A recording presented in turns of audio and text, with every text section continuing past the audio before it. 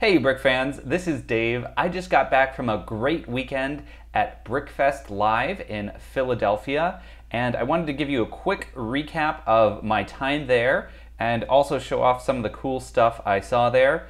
Couple things before we jump in. I wanted to announce that I am running a film festival along with my co-author of the Lego animation book, David Pickett. We are running the Brickworld Film Festival. We've actually run this for 5 years before, but this is the first year that people who are not physically attending Brickworld Chicago can enter their Lego animations into that festival. I'm not going to tell you all the details of the festival here, except we've got an awesome prize pack of over $250 worth of Lego sets up for grabs. So if you've made a Lego animation that is longer than 30 seconds and less than 5 minutes, check out the link in the description and enter it into the Brickworld Film Festival. I've also got more events coming up in May and June, so always be sure to check out brick101.com/events to see where you can see me in person. So one of the cool things I got at Philly Brickfest is this brick head of the Brickfest mascot. So this is a custom kit you can only really get specifically if you're at a Brickfest live event, but it's a cool little build, so I wanted to show it off. So let's take a look at the Brickfest brick head.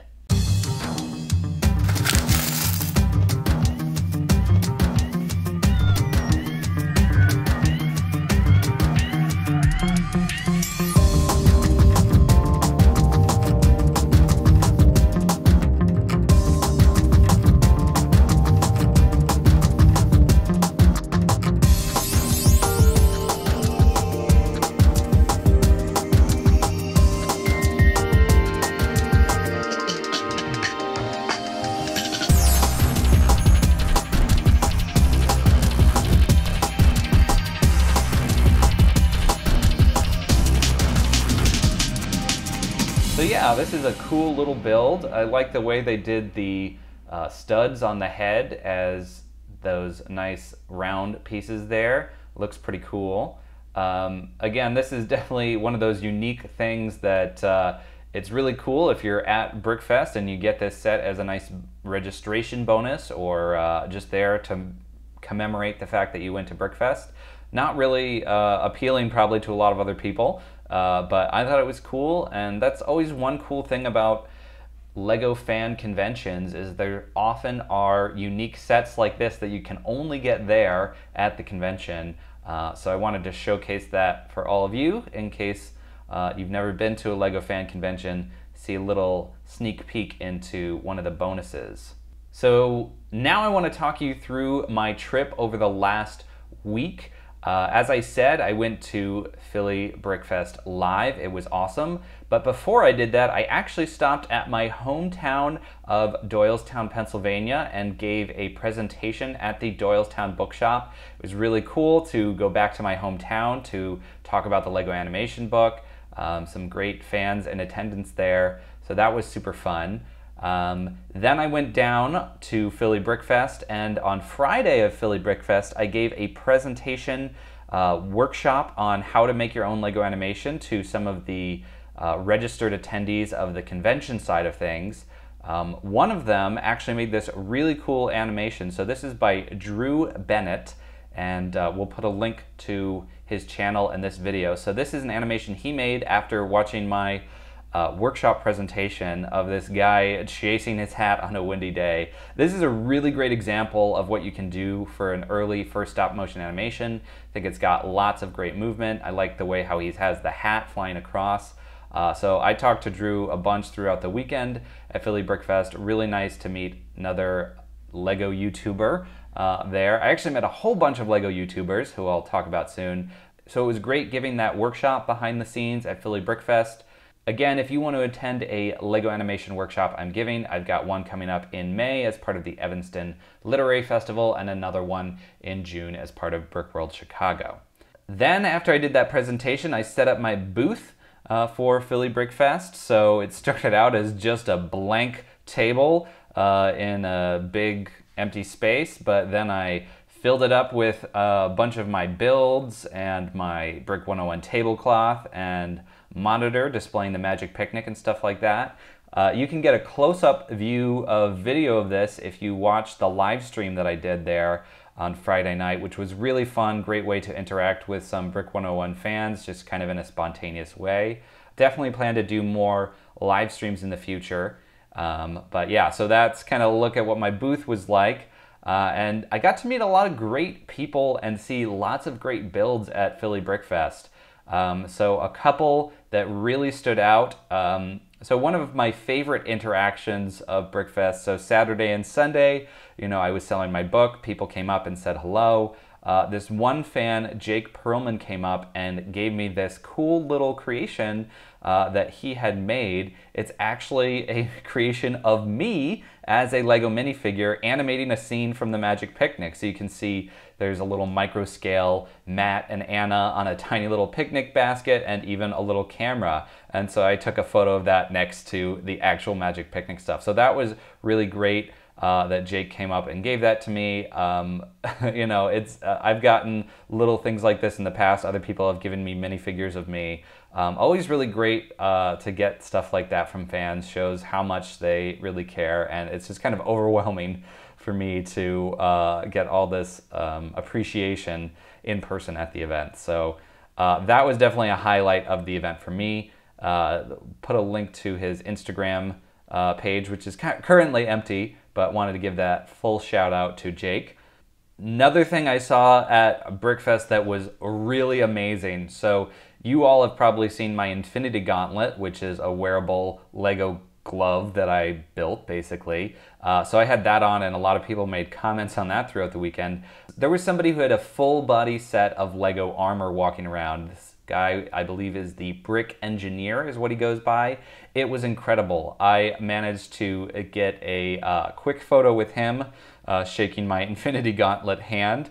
And They Might Be Bricks, another Lego YouTuber who was present, caught this cool video of me interacting with the Brick Engineer. So that was a really cool moment at Brickfest, and really glad that They Might Be Bricks got it on film. Again, link in the description to They Might Be Bricks YouTube channel. Very cool stuff. A couple other things that really stood out. If you're a Lego Minecraft fan, you should definitely check out the Lucas Family Lego project. They had a massive Minecraft display with all of the sets together. They made me a little jealous because I always take my Minecraft sets apart basically once they're built. So I have never been able to make something this size. So that was a cool display. Definitely you should check out more of their stuff. One person whose stuff really impressed me throughout the weekend was Brick Adjuster. Brick Adjuster is another Lego YouTuber, and they make amazing micro scale stuff. I really liked this little Scooby-Doo they had of like the actual Mystery Mansion set. Also, this video I took of a full scale like amusement park they did at micro scale. Really impressive stuff. Definitely blew me away. Another impressive YouTuber there was Lucas Bricks, who had this house from Up, which is just an amazing creation. There were actually a whole bunch of YouTubers there. I didn't even get to meet or talk to a lot of them, but there was a BrickTubers layout.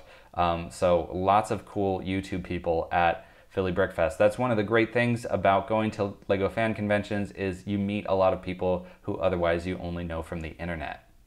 So there was a lot of stuff to see at Philly Brickfest. I unfortunately did not get as much time as I wanted to go around and look at everything in detail because I was spending so much time just working my booth and saying hello to people.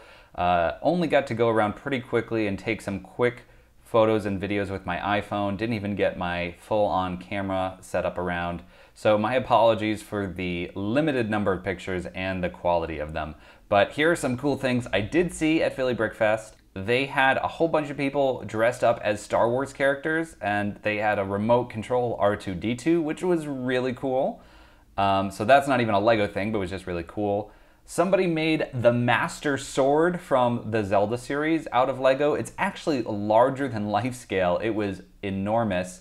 Really cool design there. Somebody else had this cool little vignette of Mario being played, so kind of a side-scrolling thing. I like the way they did the hills and the fact that the underworld is like literally under it, so that was cool. My apologies to all the builders of these creations that I don't really, didn't do a really good job of noting who built everything. As you can see, there are cards on the tables of some of these, but I didn't necessarily read them or photograph them.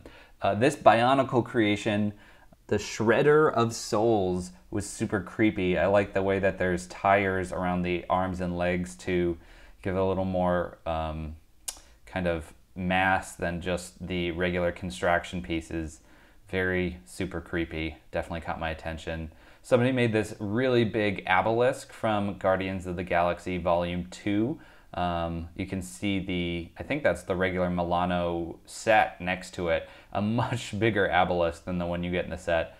Pretty cool. I also like how Drax is floating in midair to try and stab it with knives straight out of the trailer. This is a massive bat cave somebody built, straight out of the Lego Batman movie. Lots of cool vehicles and the Bat computer. One thing that Philly Brickfest has is a whole bunch of green 2x4 bricks. So there were several people who just made cool creations like this samurai helmet all out of a single piece. Just a lot of the piece, if that makes sense. One type of piece. So yeah, a wearable helmet somebody built just out of 2x4 bricks. Pretty cool.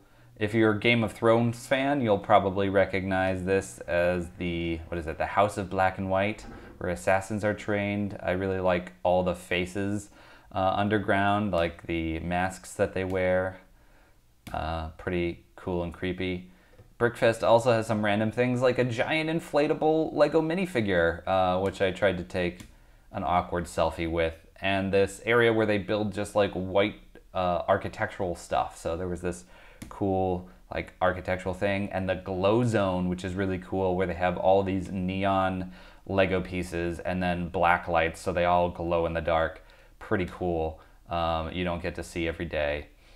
I forget who made these, but this one person made this whole series of pop culture characters with eyes. So you've got Adventure Time, you've got some DC characters here with Robin and Nightwing and whatnot.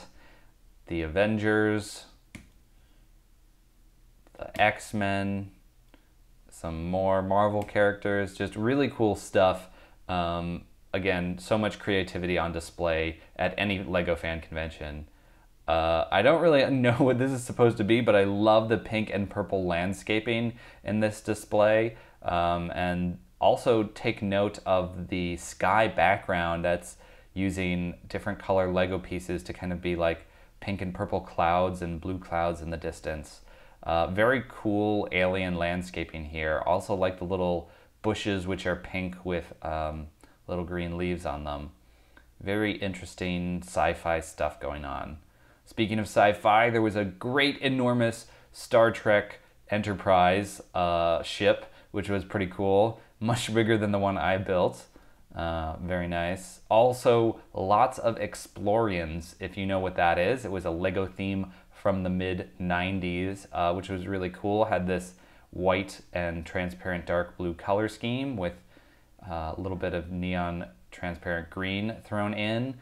So this are a whole bunch of creations, my own creations, as you would say, MOCs, that somebody made of like an Explorian fleet, which was just really massive and cool. Here's a quick close-up of one of the smaller ships. Yeah, just like, I didn't even get time to look at those even closer, but pretty cool. Like this little farm somebody made. This banana stand, which reminded me of Arrested Development. Wasn't sure if it was supposed to specifically be that or just bananas, because there's so many bananas now. This really cool dragon from How to Train Your Dragon. I don't remember the name of this type of dragon, but I recognized it instantly from the movie, and just really cool detail on this 3D build here. I like how the studs are all pointed out to give it kind of that bumpy texture.